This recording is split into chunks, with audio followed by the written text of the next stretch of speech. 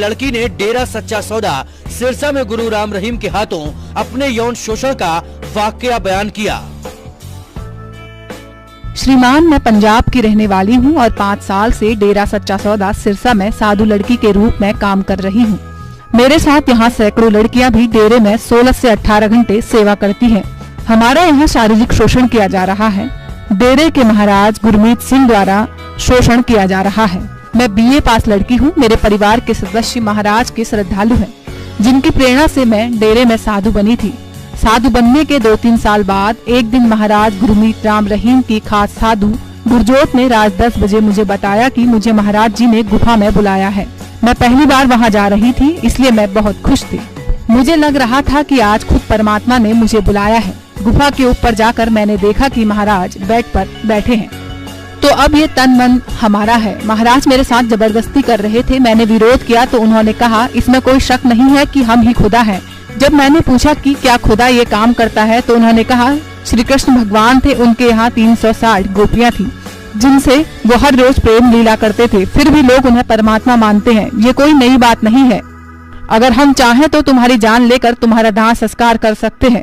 तुम्हारे घर वाले हर प्रकार से हम पर विश्वास करते हैं और हमारे गुलाम हैं।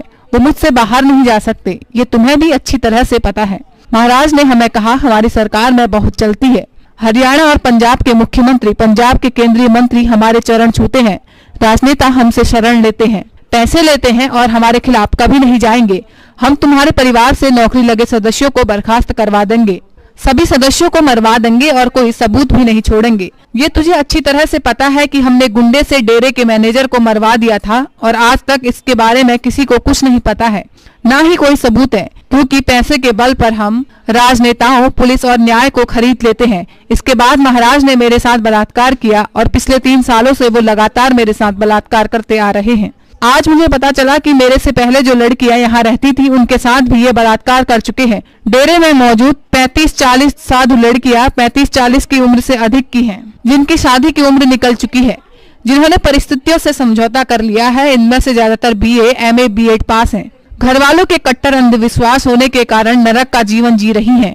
हमें सफेद कपड़े पहनना, सिर पर चुन्नी रखना, किसी आदमी की तरफ आंख उठाकर न देखना, आदमी से 5 से 10 फुट की दूरी पर रहना, ऐसा महाराज का आदेश है। हम दिखाने के लिए देवी है, मगर हमारी हालत वैश्याओं जैसी है। मैंने एक बार अपने परिवार वालों को बताया कि यहाँ डेरे में सब कुछ ठीक नहीं है, तो मेरे घर वाले गुस्से में कहने लगे कि अगर भगवान के पास रहते हुए भी ठीक नहीं है तो ठीक कहाँ है, तेरे मन में बुरे विचार आने लग गए हैं।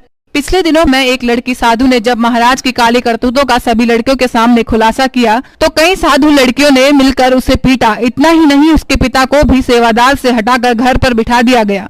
कुरुक्षेत्र जिले की एक साधु लड़की जो घर आ गई है, उसने घर वालों को सब कुछ सच बता दिया था। उसका बड़ा भाई सेवादार था, जो कि सेवा छोड़कर डेरे से नाता तोड़ चुका है।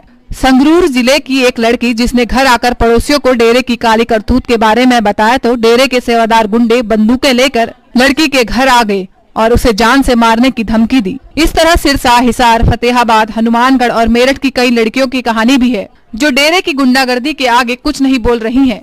यहाँ मैं आपको ये भी बता दूं कि अगर मैं इस चिट्ठी में अपना नाम और पता लिखूंगी तो मुझे मार दिया जाएगा।